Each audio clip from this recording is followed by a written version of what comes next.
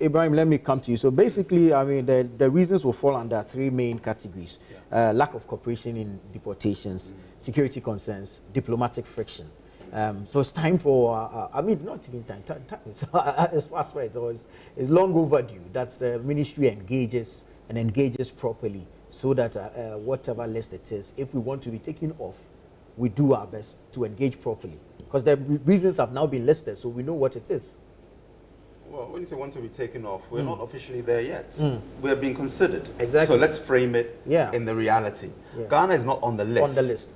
It is among 36 other countries that are being considered for placement. As it is, hence... In the next 60 days. 60 days, 60 days to comply. The fact that you comply or don't comply doesn't mean you will be then automatically on the list. No, but per their communication, if you don't comply, sure, you automatically on the list. I understand. But let's... So time is of the essence. Sure, but let's situate it properly. Because you're saying that time is long overdue. The thing came out only last week. Yes, so but I'm sure these engagements have been ongoing. No, that is what the statement said, that they've been engaging for a long time. Exactly. A long time being what? 6 months? Yes. Well, since that he's been in power since January 20th, am I right? So when we say long time, let's be factual. If we say long time, we throw it out in the air as if it's rooted in fact. Give me your proof that they've been engaging since January. I don't believe that on January the 20th, when President Trump was inaugurated, that was the first thing on his agenda. Yes, he mentioned it during the campaign, but let's understand the reality. If they've now been engaging, and remember, the first countries they did were the 12, Afghanistan and some other countries, Cuba, am I right? Yes. So let's understand. I'm not trying to dilute the question, but I want us to frame it properly. As if, hey, Charlie, we've been sitting down, not doing anything. When were we given notice? Then you say, but they've been having backroom discussions. When?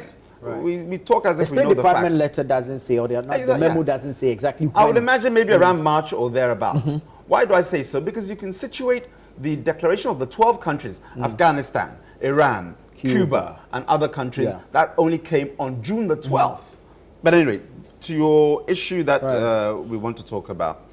Yes, I mean, it's for Ghana to do the necessary to fulfill the obligations that another sovereign country wants in terms of entry permits. It happens over the whole world. Likewise, other visitors to Ghana have to fulfill certain immigration requirements. True. I don't see anything wrong in it at all. Maybe because it's President Trump, we're looking at it differently. But every country has that sovereign right to say that for X, Y, and Z, we want you to come legally. Remember 3 weeks ago, we were on this program, and we were talking about the Nigerians, not Nigerians, Nigerians, who we rounded up and deported. Am I right? True. And I said that we have nothing against Nigerians, but come via the proper routes, apply properly, then we won't round you up and send you. Because Ghana is known for being hospitable. So if we are doing it to Nigerians, why should we suddenly play double standards when America says it wants us to follow certain rules? Nobody should have any issue with this. You may say that it's discriminatory. Yes, there's arguments for that because it's largely the global south. There may be other countries in the, what do you call it, the Far East, who may not be, who may be on par with what they think is missing in Ghana, in Togo and other countries. And beyond being compliant, one of the main reasons that those who are on J visas, and I think B1 visas, are overstaying. And they've given you the percentages. So again, understand that when you're a Ghanaian and you go to another country, you are an ambassador for Ghana. How you behave or misbehave will reflect upon everybody. Exactly. So you have to understand you're an ambassador. When you overstay and you think you've done the system or you've cheated the system, you're cheating the rest of us who also want that same opportunity. You are denying someone else an opportunity. You're denying. So work with the law. And what Ghanaians generally need to understand, just like with any national who travels abroad, when you comply with the rules, you're given 6 months, go and stay, or 1 year, go and stay, come back. When you reapply, the chances of you being accepted are extraordinarily higher. Maybe 90–95%. I'm just plugging a figure out of my head. Because you show that when we allow you to visit, you visit and come back. So when you reapply again, you'll get it. Inshallah, maybe you'll even get a multiple visa. So these are some of the lessons that we, as Ghanaians, nationals generally, need to abide by. But the story of America is somewhat a tragedy. And I'll explain why. You have the Choctaw, the Apache, the Sioux, the Delaware. When you hear the word Delaware, it's not a state, it's an American native tribe. Okay? Then you have the Cherokee.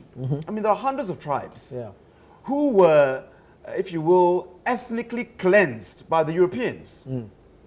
And today, you have the gall, the audacity to tell the indigenes, and generally the ICE that Elvis mentioned, they're going for the Mexicans, the Venezuelans, the Hondurans, you know, I'm talking the natives, not the Spanish who are now, you know, let's say naturalized citizens. I'm talking the indigenous, you know, Navajos, you know,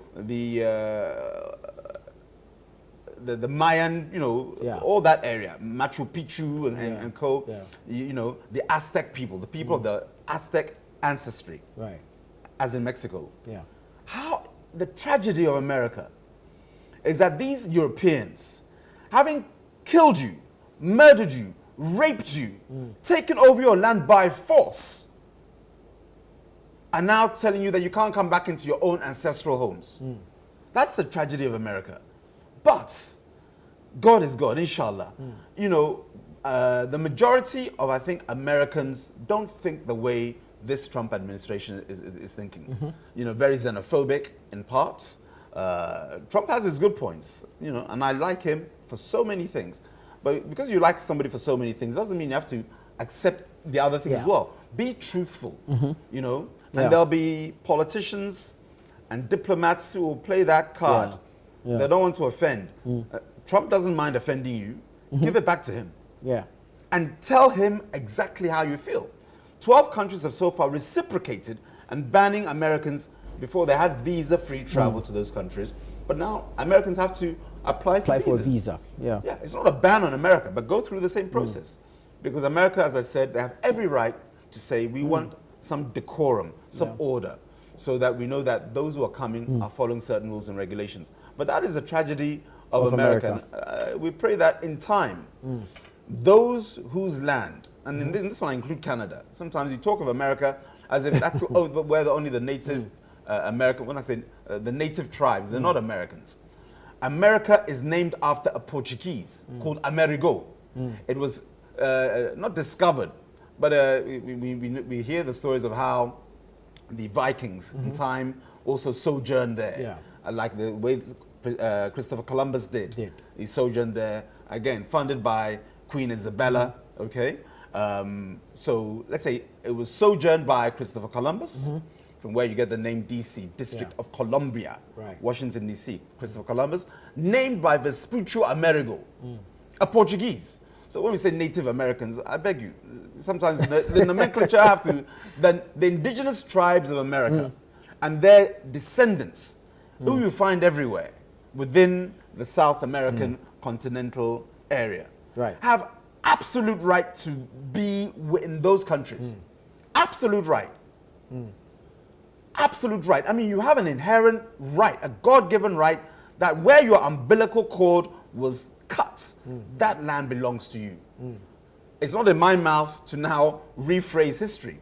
But moving forward, this is what I think right-minded people, and by that I mean the European Americans, African Americans, okay, South American natives, who really have a title, historically, spiritually, to those lands, can work together to somehow disabuse the minds of the xenophobes in America that this land is theirs. It's never your land. You are squatters. They should understand that. And you're squatters by conquest and theft and killing and marauding and raping and murdering. All those things were visited upon the indigenous tribes of America and Canada, the Inuits.